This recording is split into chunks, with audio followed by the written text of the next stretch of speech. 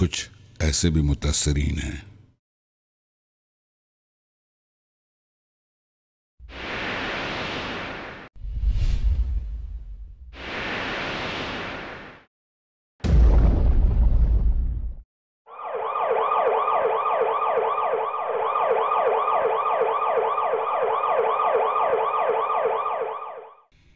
کتنے جنازے اٹھے ہیں ایک پہر میں اس شہر میں، میرے وطن کا ہر نگر کوفہ بنا ہے آج بھی۔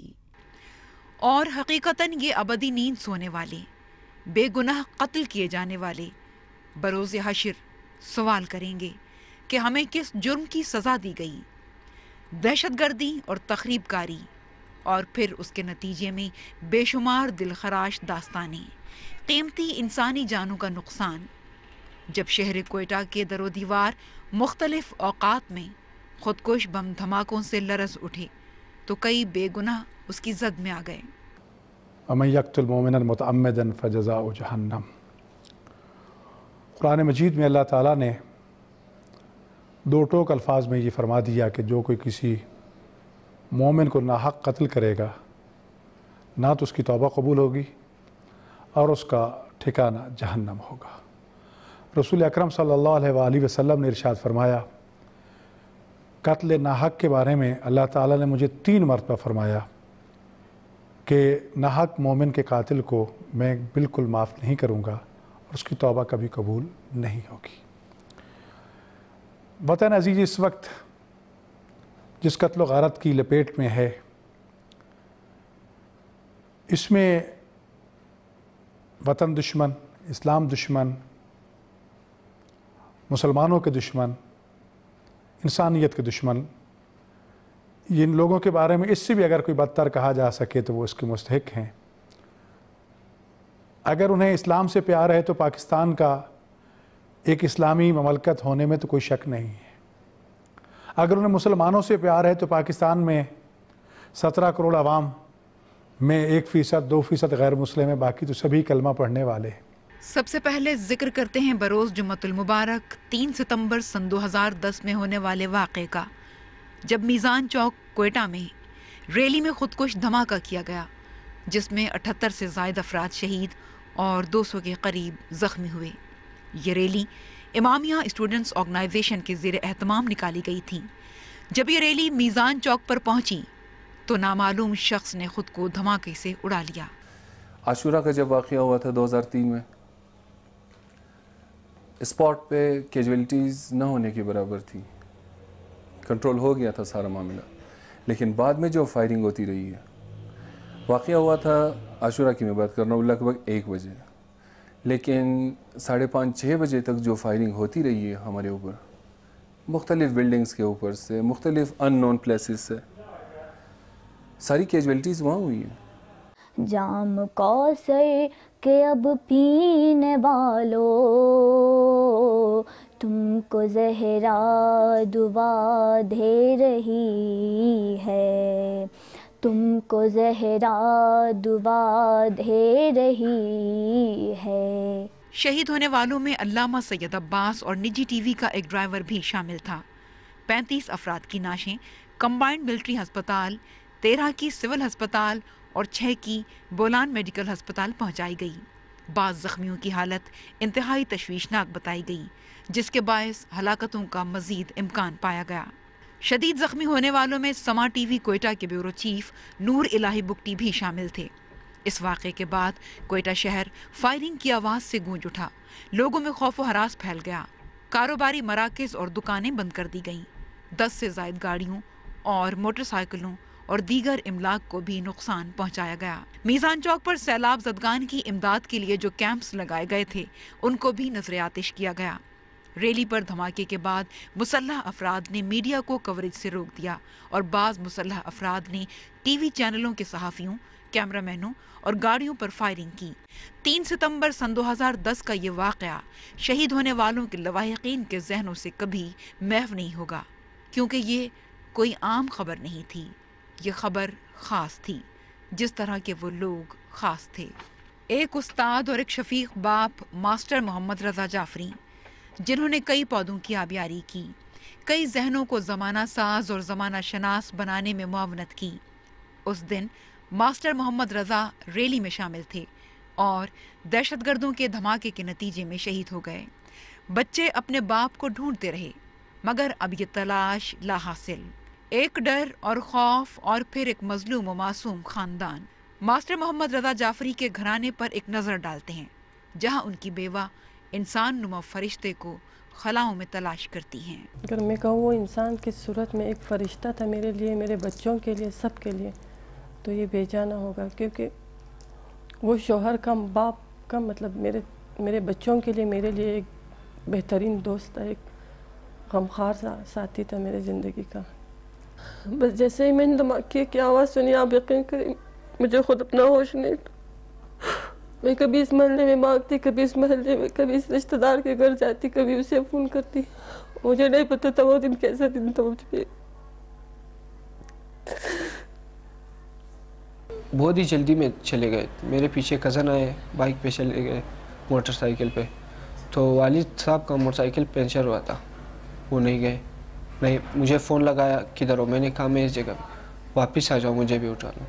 اسی دن بس موٹر سائیکل پہ نماز پہ، اس کے بعد بالکل الگ ہو گئے۔ میزان چوک میں بھی میں نے ایک دفعہ پیچھے دیکھا تھا، اسی طرح پیچھے دیکھا تھا، پھر والد کو دیکھا تھا، اس کے بعد نہیں دیکھا۔ مجھے جب پتہ چلا دھماکے کے بارے میں اور یہ جب پتہ چلا کہ ابو شہید ہوئے ہیں تو مجھے سمجھ میں ہی نہیں آ رہا تھا کیا کروں۔ سب آ رہے تھے کہ تمہارے ابو شہید ہو گئے ہیں، لیکن مجھے یقین نہیں آ رہا تھا۔ میں نے کہا نہیں، ایسا تو ہو ہی نہیں سکتا، کبھی ہم نے سوچا ہی نہیں تھا کہ ایسا بھی ہونا ہے، یہ دن بھی آنا ہے۔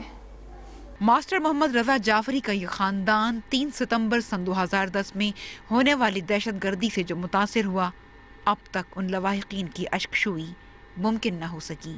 ہر ریاست جو وجود میں آتی ہے اس کی جو ہے فلسفہ وجودی یہ ہے کہ وہ عوام کے مال و جان و ان کے جو ہے ناموس کی حفاظت کرے۔ اگر کوئی حکومت اپنے رعایا کی جو ہے مال جان اور ان کی عزت آبرو کی جو ہے اگر وہ ان کی حفاظت نہ کرے تو اس کی جو ہے حکومت میں رہنے کا کوئی حق نہیں ہے۔ پاکستان میں بالخصوص شہر کوئٹہ و بلوچستان میں کئی سالوں سے جو ہے تقریباً یہ اپنی ذمہ داری کو سونپنے میں جو ہے انہوں نے کوتاہی کی۔ اسلام امن و سلامتی کا درس دیتا ہے، باہم اتفاق اور اتحاد پر زور دیتا ہے۔ دوسرے انسان تو کیا، خود اپنی جان لینے کی بھی ممانعت ہے۔ خودکشی کو اسلام حرام قرار دیتا ہے، اور ظاہر ہے کہ یہ دہشت گرد اور دہشت گردی پھیلانے والے یہ بات کب سمجھتے ہیں۔ معصوم بچوں کو اپنا اعلی کار بنا کے خود کچھ حملوں میں استعمال کرتے ہیں۔ یقیناً یہ انسان نہیں، یہ درندے ہیں اور کسی طور پر بھی یہ قابل عفو نہیں ہے۔ اسلام میں نہ تو خودکش حملوں کا کوئی تصور موجود ہے بلکہ خودکشی کو حرام قرار دیا گیا۔ روایت میں حدیث میں موجود ہے کہ ایک صحابی رسول اکرم صلی اللہ علیہ وسلم کے ہمراہ ایک میدان جنگ میں شدید زخمی ہو گئے۔ ظاہر ہے کہ رسول اکرم صلی اللہ علیہ وسلم کی کمان میں کیا جانے والا جہاد دنیا کا عرفہ اول اور افضل ترین جہاد ہوگا۔ اس جہاد میں برسر پیکار ہے، اس کا بازو کٹ جاتا ہے، مکمل طور پہ جدا نہیں ہوتا۔ شدت درد کی وجہ سے اس نے تلوار کا ٹکڑا لے کے اپنے آپ کو قتل کر دیا تاکہ میری اس ڈر سے جان چھوٹ جائے۔ رسول اکرم صلی اللہ علیہ وسلم نے اس کی نماز جنازہ پڑھنے سے انکار کر دیا کہ اس نے خودکشی کی۔ صحابہ کرام نے عرض کی کہ یا رسول اللہ یہ تو جہاد میں شامل تھا۔ کہا جب تک جہاد میں شامل تھا اس وقت اس کی عبادت تھی، لیکن اس نے خدا کے حکم کو پامال کیا، خدا کی اس امانت کو اس میں خیانت کیے۔ یہ وجود جو اللہ نے دیا انسان کو ایک امانت کے طور پر دیا، اس امانت کی حفاظت کرنا ہر انسان کی ذمہ داری ہے۔ یہ 38 سالہ شہید ناصر عباس ہیں، محکمہ زراعت کوئٹہ سے وابستہ 16 گریڈ کے فرض شناس افسر، 2 بہنوں کا اکلوتا بھائی اور ماں کا لاڈلا۔ 3 ستمبر سن 2010 کو نکالی گئی یوم القدس ریلی میں شریک ہو کر وہ بھی اپنے ساتھیوں کے ساتھ ہم آواز ہو کر رواں دواں تھے۔ ایک دھماکہ ہوا اور ناصر عباس موقع پر ہی شہید ہو گئے۔ شہید ناصر عباس کی والدہ آمنہ رضا اپنے لخت جگر کی یاد میں آبدیدہ ہیں۔ कुछ नहीं पता चला करबला या क़यामत थी, कुछ नहीं पता क्या हुआ। धमाका हुआ, उसके बाद यही नहीं पता चला कि हम जिंदा हैं कि मुर्दा। वो एक लम्हा था और अब साल से ज्यादा हो गया। मुझे तो एक माह तक पता ही नहीं चला कि मेरा बेटा शहीद हुआ है। बच्चा मेरा चला गया। अब ऐसा बच्चा कहाँ जन्म ले सकता है? खून शहीद कभी रायगा नहीं जाएगा इंशाअल्लाह ताला। इन जालिमों को खुदा नेस्त नाबूद करेगा। ना ये मजहब देखते हैं ना कुछ और, ना इनमें कोई हया बाकी है कि वो इंसान की हुर्मत करे। शहीद नासिर अब्बास की बहन सकीना रजा, इनको बेआसरा करने वाले लोग कौन हैं? और फिर नासिर अब्बास का कोई एक कसूर भी बता दिया होता। जीना जो हमें सिखाया भी तो हमारे भाई ने सिखाया। भाई कहते थे कि सर उठा के जिए, बस यही डरना नहीं है किसी चीज़ से। अब हमारे ऐसे हालात जा रहे हैं कि आप लोगों ने डरना नहीं। हम लोग डरते थे कि भाई दफ्तर को जा रहे हैं, रास्ते में खामखा मतलब कोई हादसा ना हो, तो वो हमें तसल्ली देते थे कि डरना नहीं है। ये हालात अब हमारे साथ हैं, जिस तरह के हालात चल रहे हैं। अगर आप लोग डरेंगे तो मतलब ज़िंदगी मुश्किल हो जाएगी। ये ज़राअत के महकमे में था, 16 ग्रेड ऑफिसर। इसका नौकरी ये क्या बोलते कौन सा रोड है ये, बहुत सरियाब रोड से जो आगे वो कराची वाले साइड पर चले जाते हैं, मस्तूंग साइड पर, ये उधर ही बहुत दूर था। इसका वालिदा बहुत परेशान होते थे, इसका मामू परेशान होते थे। फिर हमको फ़ोन करते थे, भाई ये खुदा न खास्ता कुछ वाक़या होते थे। हम बोलते थे भाई आप किधर है? बोलते हम अभी तक ज़िंदा है, खुदा ने मुझे ज़िंदा रखा है। दहशतगर्दी और तखरीबकारी के खौफ में डूबे शहर कोयटा को हर थोड़े दिन बाद नामालूम अफराद खून में रंगीन कर देते हैं। कभी बम धमाके किए जाते हैं तो कभी बसों से मासूम लोगों को उतार कर बेदर्दी से शहीद कर दिया जाता है। आखिर इंसानियत का नारा आम करने वाले कहाँ हैं? कीमती जानों की हुर्मत को पामाली से बचाने वाले कहाँ हैं? गोली और खुदकुश हमलों के जरिए खाको खून में लथपथ होने वाले बेगुनाह और मासूम लोग सवाल करते हैं कि आखिर हमारी दुश्मनी किसी से नहीं तो हमें क्यों मारा जा रहा है? हमने कभी भी मुज़ाकरात और मुकालमात के दरवाजे को बंद नहीं किया। करबला का पैगाम तो तलवारों के स्वयं भी मुज़ाकरात को जारी रखना है। हज़रत इमाम हुसैन अलैहिस्सलाम रोज़े आशूर जब तमाम असहाब व अंसार शहीद के हो गए तो फिर भी उमर इब्न साद को मुकालमात की दावत देकर क़यामत तक के लिए में पैगाम दिया कि अगर किसी भी स्टेज पे मुज़ाकरात और मुकालमात के साथ अमन कायम हो सकता है तो मुज़ाकरात का दामन नहीं छोड़ना चाहिए।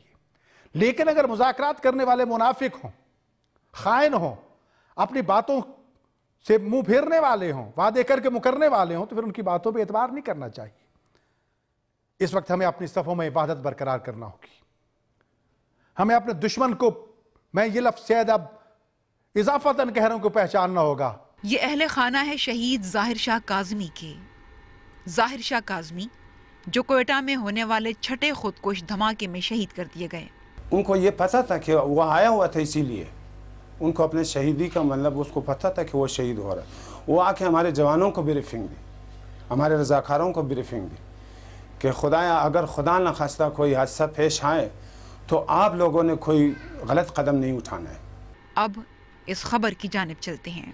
16 अप्रैल सन 2010 बरोज़ जुम्मतुल मुबारक कोयटा में ही फायरिंग और खुदकुश बम धमाके के नतीजे में निजी टीवी चैनल के कैमरामैन और 2 डीएसपीज और सिक्योरिटी एहलकारों समेत 11 अफराद शहीद हो गए।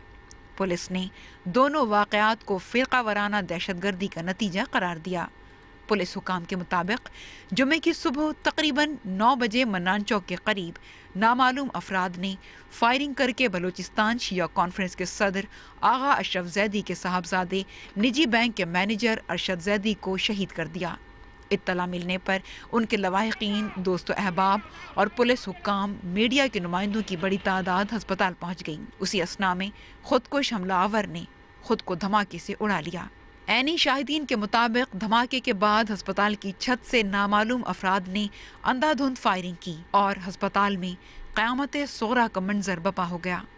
कहा जाता है कि हमला आवर की उम्र 25 से 30 साल के दरमियान थी और धमाके में 15 किलोग्राम बारूदी मवाद इस्तेमाल किया गया था।